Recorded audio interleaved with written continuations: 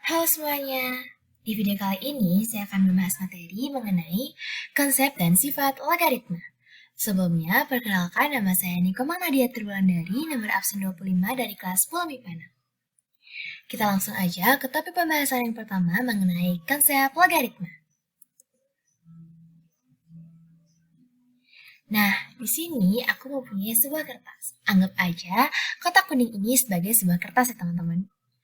Nah, harus berapa kali sih aku ngelipat biar dapat 8 lipatan di kertas ini? Nah, kalian bayangin aja nih, misalnya kalian lipat kertasnya pertama. Dia akan menghasilkan 2 lipatan, sebelah kanan dan juga sebelah kiri. Terus kalian lipat lagi nih. Dia akan menghasilkan 4 lipatan, yaitu seperti ini. Terus kalian lipat lagi nih. Dia akan menghasilkan 8 kali lipatan. Nah, artinya aku harus melipat kertas ini sebanyak 3 kali untuk menghasilkan 8 lipatan. Nah, ini masih gampang kan? Kira-kira harus berapa kali aku melipat kertasnya supaya menghasilkan 256 lipatan ya? Kalau dipraktein susah juga kan? Tapi dari masalah ini kita bisa menghasilkan suatu konsep di dalam matematika yang disebut dengan logaritma. Terus logaritma itu apa? Sebelumnya kita udah pernah ngebahas nih kan tentang eksponen. Yaps, eksponen itu adalah operasi pemangkatan. Nah, kalau logaritma ini kebalikan dari eksponen teman-teman. Di mana kita nyari suatu pangkat agar suatu bilangan jika dipangkatkan bilangan tersebut menghasilkan bilangan tertentu. Sehingga dapat disimpulkan bahwa logaritma adalah suatu inverse atau kebalikan dari pemangkatan atau eksponen yang digunakan untuk menentukan besar pangkat dari suatu bilangan pokok. Atau lebih singkatnya, kalau eksponen itu kita mencari hasil pangkat, nah kalau di logaritma kita akan mencari nilai pangkatnya. Bentuk umum atau notasi dari logaritma ini dapat ditulis dengan dua cara, yaitu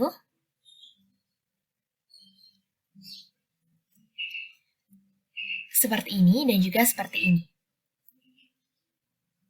Dengan keterangan, A merupakan bilangan pokok atau basis logaritma yang dimana A lebih besar dari 0 dan A tidak boleh sama dengan 1, dan B merupakan bilangan numerus atau bilangan yang dicari nilai logaritmanya dimana B harus lebih besar dari 0, dan C merupakan hasil dari logaritmanya. Nah, namun dalam matematika lebih sering menggunakan bentuk yang seperti ini. Tapi tidak menutup kemungkinan bahwa bentuk ini juga salah, ini benar juga. Tapi lebih sering di matematika menggunakan ini. Nah, bentuk ini dibaca log B basis A sama dengan C, yang artinya A pangkat C sama dengan B. Contohnya, 2 pangkat 5 sama dengan 32. Nah, bentuk ini bisa kita ubah ke dalam logaritma menjadi log 32 basis 2 sama dengan 5. Nah, sebelum masuk ke pokok materi yang kedua, aku mau kasih tahu kalian juga nih, bahwa ada satu basis yang nggak perlu ditulis di logaritmanya, yaitu basis 10. Misalnya, kalian menemukan log 1 dalam sebuah soal. Kan bingung, itu basisnya berapa ya? Nah, itu artinya bukan basis 1 teman-teman, tapi basis 10. Cuma kita nggak perlu nulis basisnya lagi. Cukup kita tulis log 1, yang dimana itu artinya log 1 basis 10. Selanjutnya kita masuk ke pokok materi yang kedua, yaitu mengenai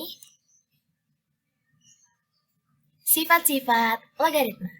Logaritma sendiri memiliki 11 sifat, yaitu yang pertama, log 1 basis A sama dengan 0. Contohnya, log 1 basis 4 sama dengan 0.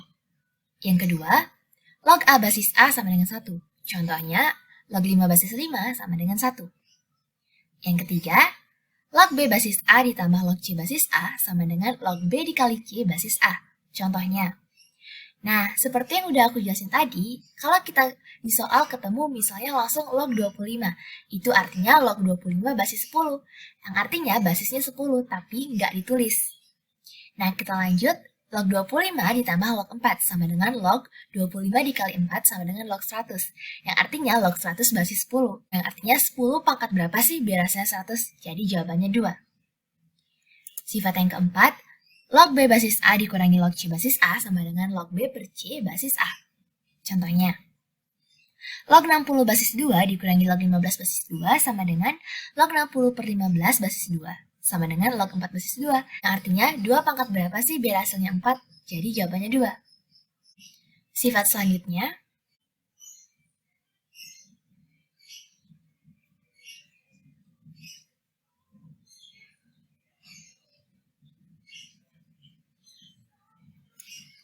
yaitu log B basis A sama dengan log B basis C per log A basis C.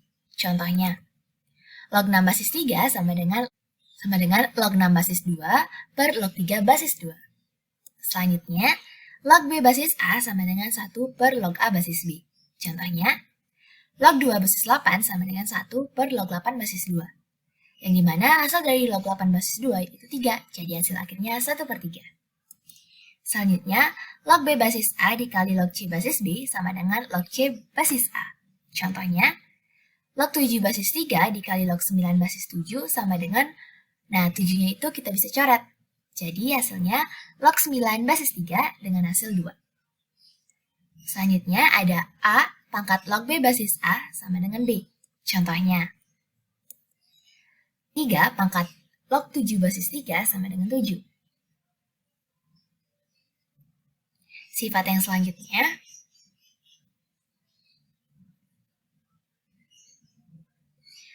log B pangkat N basis A pangkat M sama dengan N per M dikali log B basis A. Contohnya, log 4 pangkat 12 basis 2 pangkat 6 sama dengan 12 per 6 dikali log 4 basis 2.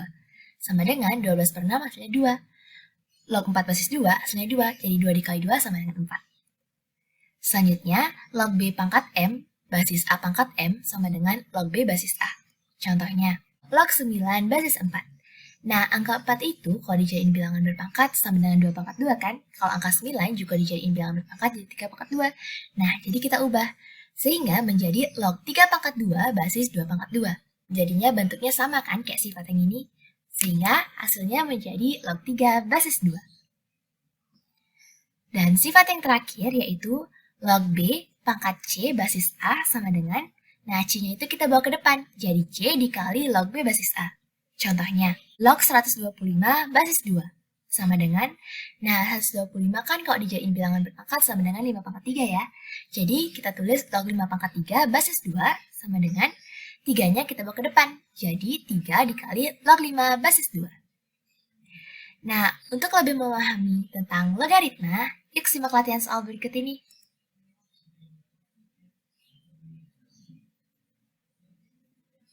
Yang pertama, hitunglah hasil dari log 1 per 125 basis 1 per 25 ditambah log 4 pangkat min 6 basis 1 per 64. Yang kedua, jika log 8 basis 3 sama dengan N, maka log 192 basis 3 sama dengan. Yang soal ketiga yaitu log 16 basis 4 dikali log 1 per 64 basis 1 per 4 dikali log 125 basis 5.